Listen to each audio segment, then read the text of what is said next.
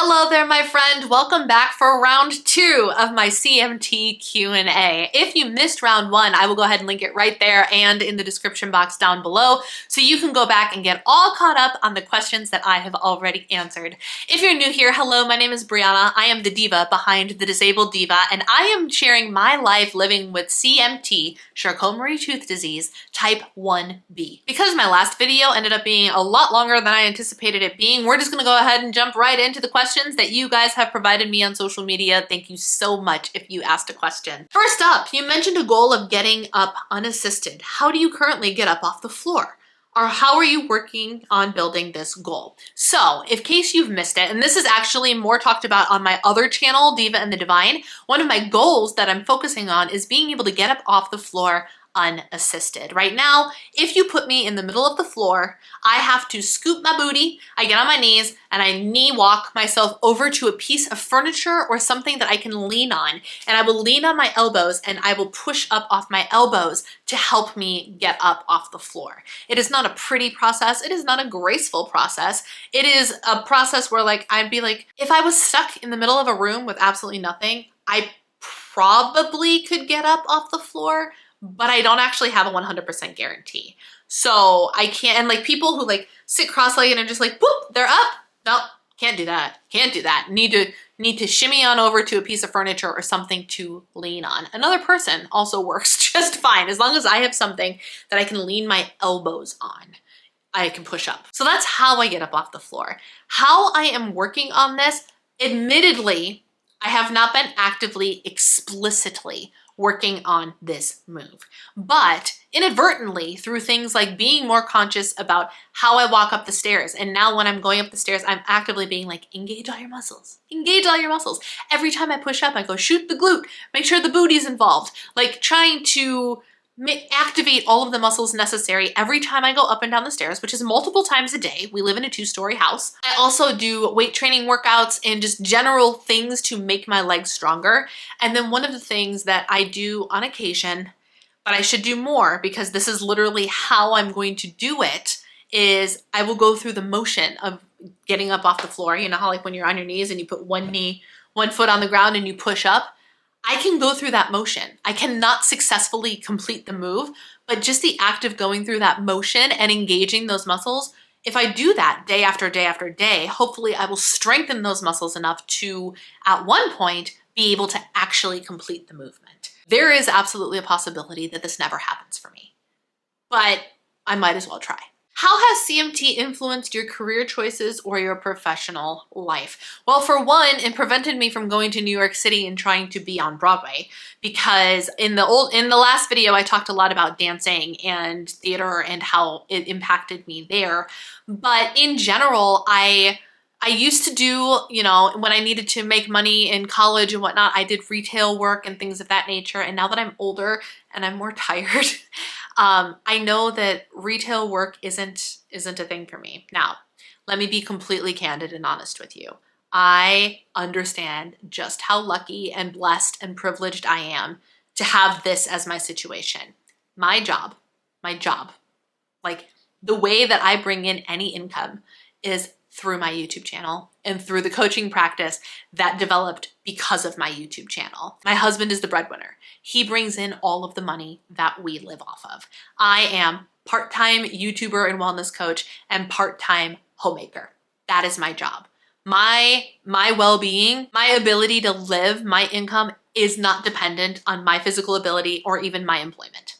And I know for a lot of people, that's not the case. And I'm not telling you this to brag. I'm telling you this because I can't thoroughly answer that question because I haven't had to work since 2015. So I just do what I can, and my job is taking care of my husband first and foremost. We are child-free by choice, so other than our little dog Gracie, it's just him and I that I have to manage. I cook, I clean, I do the grocery shopping, I do the home admin type stuff, except for the finances. That's his job. And then I do this.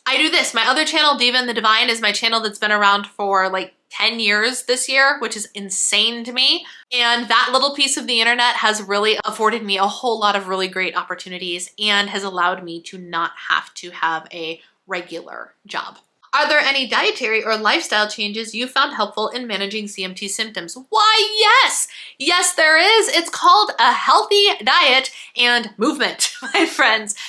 When I eat healthfully, I feel better. I feel better. It just is what it is. When I'm getting adequate protein, adequate fiber, adequate hydration, and when I am moving my body, whatever that means. And the other videos on my channel, go check them out because they talk about this very topic. Nutrition with CMT, movement with CMT, all of those things. The reality is, whatever level of disability you have, anything that challenges your body in terms of movement is helpful. Truly, it is helpful. We live in a life of use it or lose it, right? We literally have a muscle atrophying disease. Therefore, we gotta use it or we lose it. So for me, I thrive when I am eating a healthy diet and I am moving my body.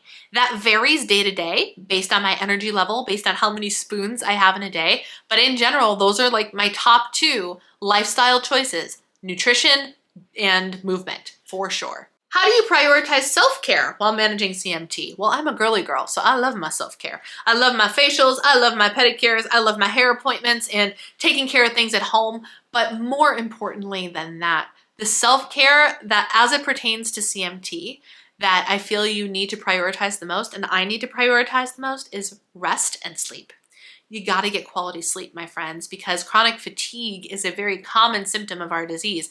How can we do life if we're just nothing but tired all the time? While there are days that feels like a losing battle, one of the best things I have done for myself is allow myself to get the sleep and or the rest that I need in order to show up for myself and for my family and for my friends, my community, and you guys the best of my ability. I need to be able to rest. I need to be able to sleep. Have you sought out support groups or communities for individuals with CMT? If so, how have they helped you? There are a couple. The CMTA, which is the Charcot-Marie-Tooth Association, has branches all over the United States, and I'm not sure if they have some internationally. I think they do. But what has been really cool about that, I'm not like wildly active in my CMTA branch, but it's really fun to get involved every once in a while and see that you're not alone.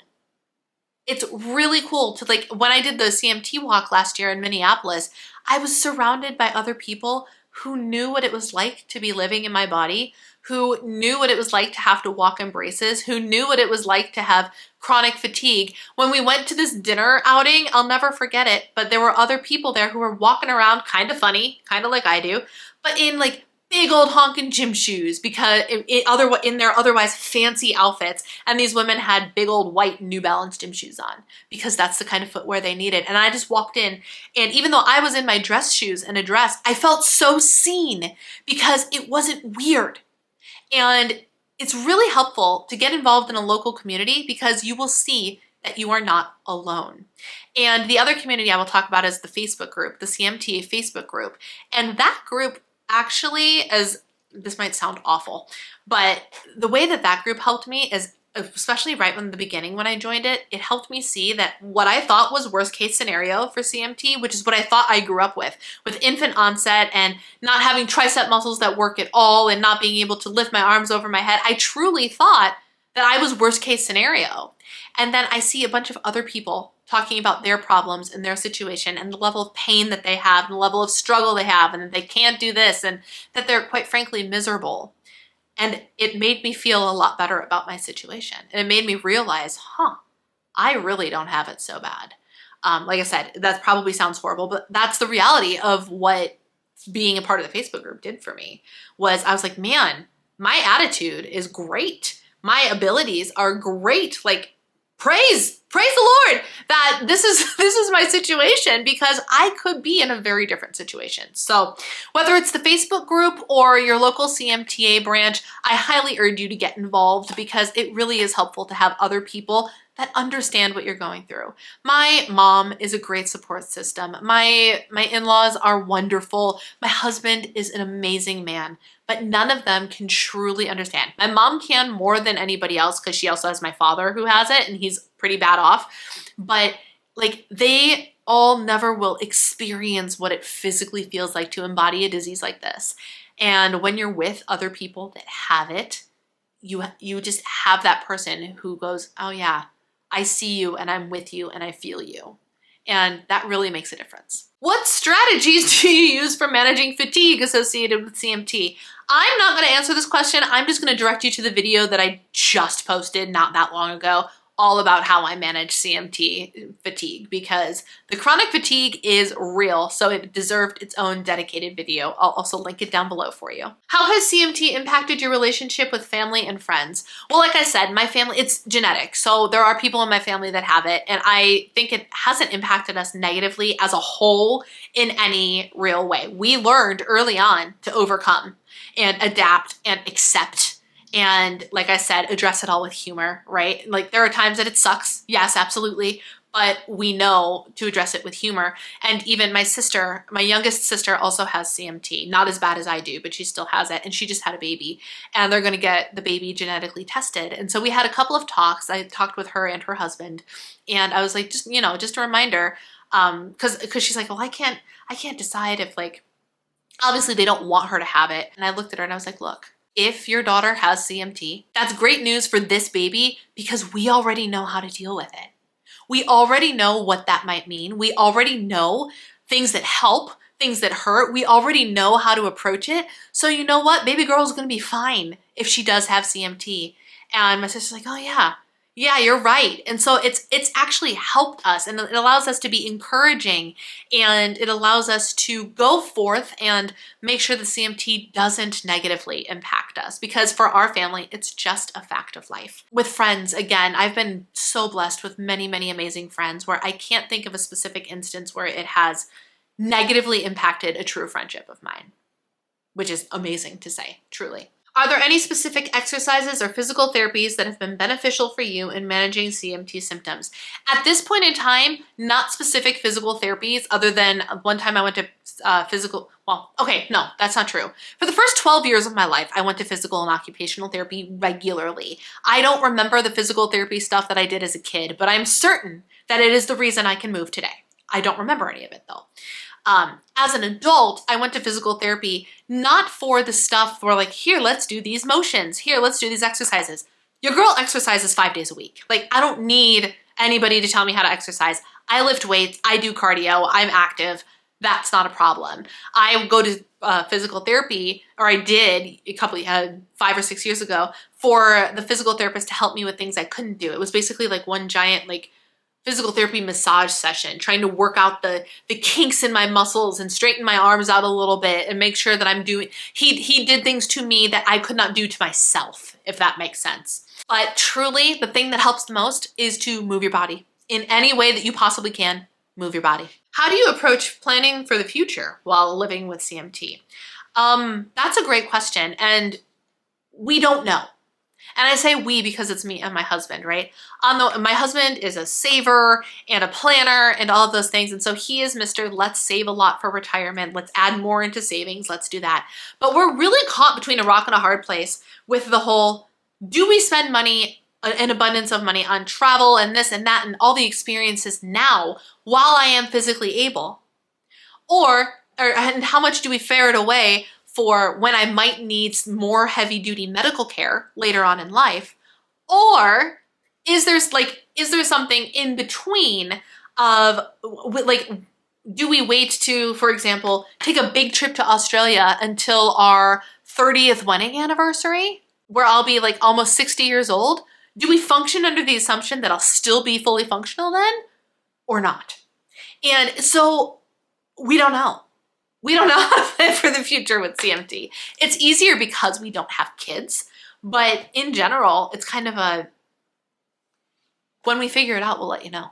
Next question. Have you experienced any unexpected positive outcomes or personal growth as a result of living with CMT? It's a hard question to answer, and I'm going to actually pair it with another question because I'm going to answer that question in this answer.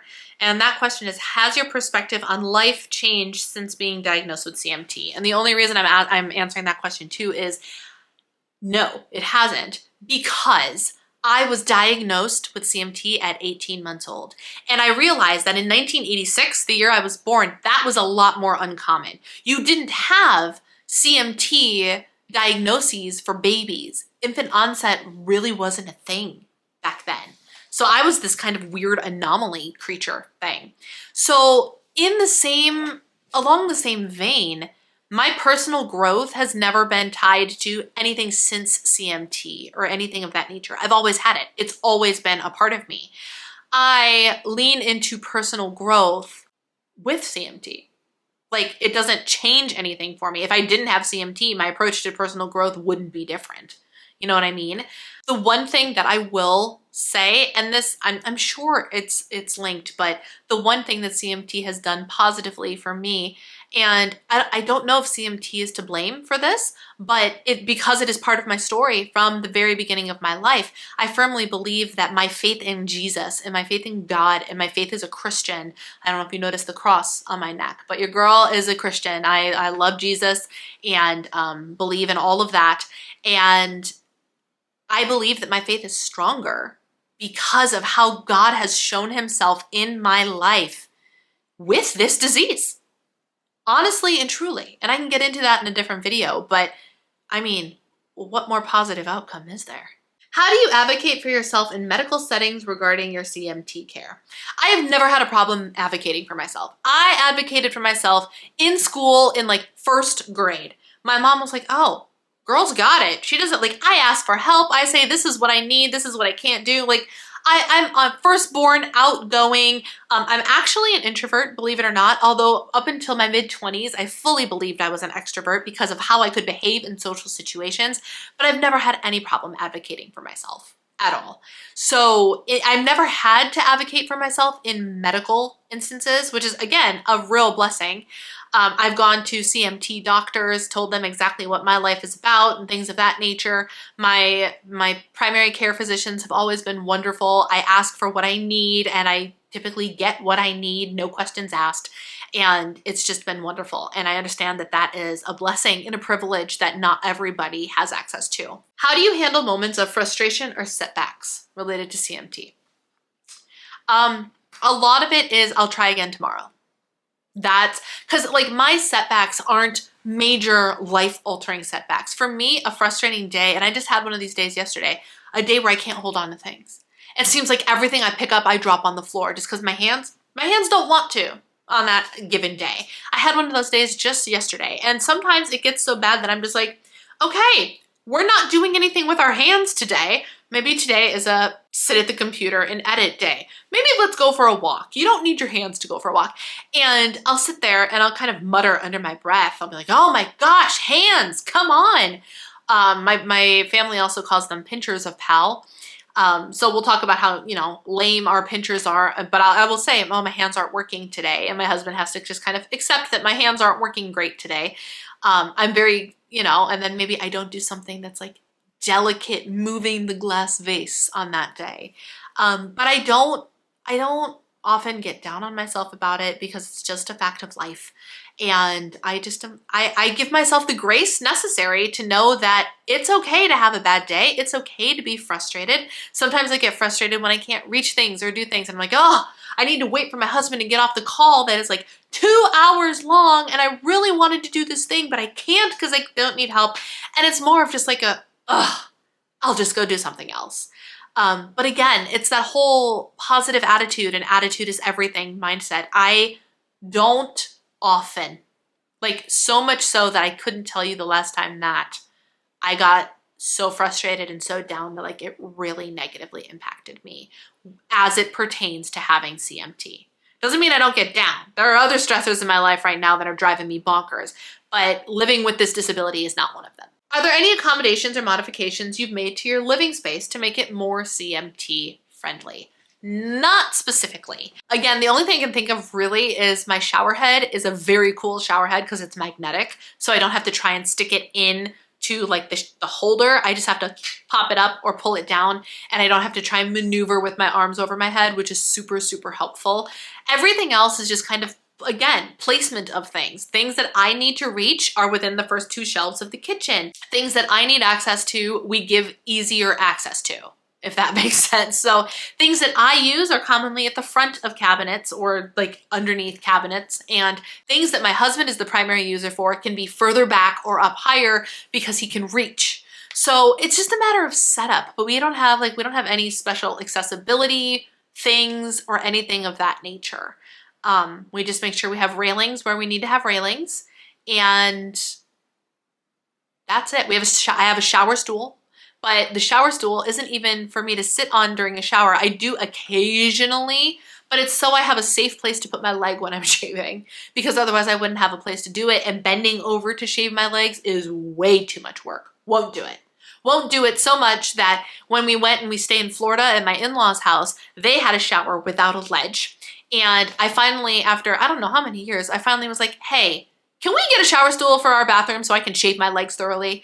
And they were like, why didn't you ask us? Like, that's fine. And interestingly, there's probably been more accommodations made at my in-laws' house than at my house. But one of the other things, the changes that wasn't relevant in our home, but what was made is when my in-laws got their kitchen redone, they redid the cabinet doorknobs, and they actually asked what doorknobs would be easier for me to use, because they previously had ones that were spheres, like balls, and those are hard for me to grab.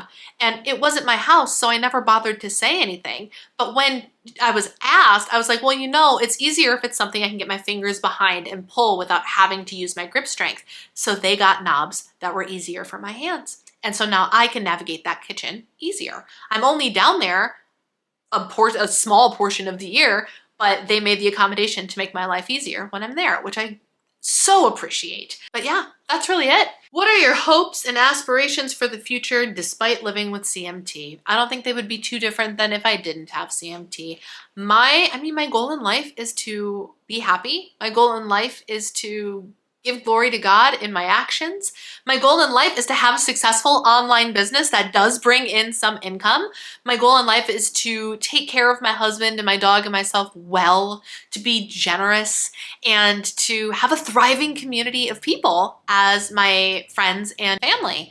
And I don't think you can ask for much more than that. And then the last question is, how do you balance being a homemaker with having CMT, like expectations and chores and such? This is, I keep wanting to say it's complicated, but it's not complicated. Again, I understand the blessing that I have in a husband who not only is this primary breadwinner, pretty much the sole breadwinner of the family, but he's also willing, ready, and able to help me when I need it. So my expectations are the day-to-day, right? The general house cleaning, the dusting, the vacuuming, all of the grocery shopping, and all of the cooking.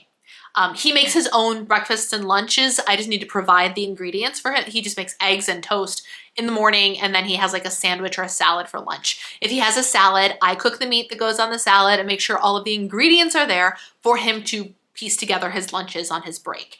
Dinners are all me. Dinners are all me. My job is to make sure that we have nourishing meals and snacks and all of those things, that we don't run out of stuff, right? That's my primary job. But that doesn't mean, like, anything that involves heavy scrubbing, my husband takes care of. Deep cleaning the shower, deep cleaning the corners that involve a lot of bending and whatever. And my husband will graciously do things like, if we're getting ready to do the laundry, if I clean the laundry and he's available, he'll be like, I'm like, oh, we gotta fold the laundry. He'll go get it from the dryer because it's easier for him to get it from the dryer. It takes him all of 10 seconds to empty the dryer when it might take me a minute and a half. And which doesn't seem like long, but it is when you're bending over to get stuff out of the dryer. When I cook dinner, I typically cook 2 or 3 nights a week, and I make enough to last us for a couple of days. My husband will clean the kitchen because the mess I make requires pushing power to scrub, and I'm not great at that. So he has taken over the nighttime kitchen cleanup on days that I cook, which is wonderful.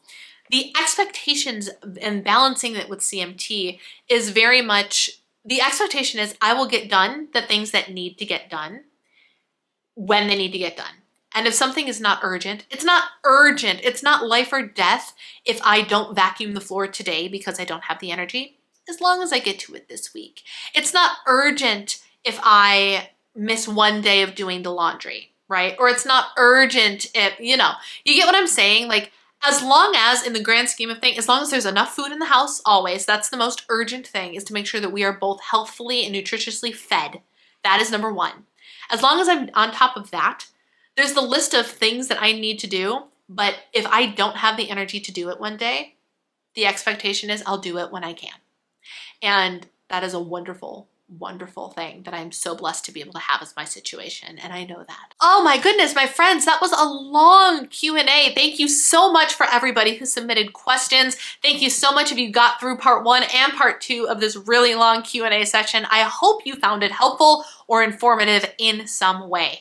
As I mentioned in my last video, if you have more questions for me that you would like me to answer, I'm an open book. Just leave them in the comment section down below and I'll keep a running list. And then the next time I have a Q&A session, I will answer your questions. If you like this video, please give it a thumbs up as it really does help out my new channel. And if you're not already a subscriber to The Disabled Diva, I would love to have you as a part of our family. Just click that subscribe button and don't forget to hit the bell so you get notified when I upload new videos. Thank you guys so much for watching, so much for listening, and so much for being willing to learn my life experience living with Charcot-Marie-Tooth disease. One of my goals of this channel is not just to support the people who have disabilities like me, but to educate those that don't. So whether or not you are a fellow CMTer or just somebody following along for the ride, thank you for being here today. Until next time, my friends, take care. Bye.